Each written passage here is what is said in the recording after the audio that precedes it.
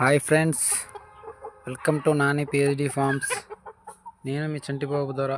So friends, today topic వచ్చేసరికి ఈ ప్లేట్లో కనిపిస్తున్న గింజలు ఏంటో మీకు తెలుసా?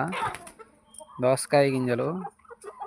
మనం కూరలో వేసుకునే కంటే ఈ తీసేసి వేస్ట్ని మనం కోళ్ళకి వేసుకుంటే ఎలా తింటాయో చూడండి.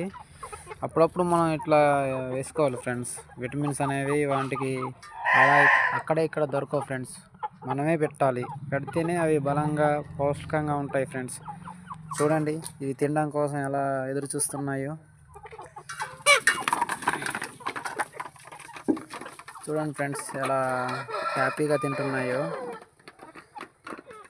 ఇలా మనం పెట్టడం వల్ల వాటికి మంచి బలాన్ని ఇవ్వడం, అలాగే పౌష్టిక ఆహారాన్ని అందించడం జరుగుతుంది ఫ్రెండ్స్ మనం.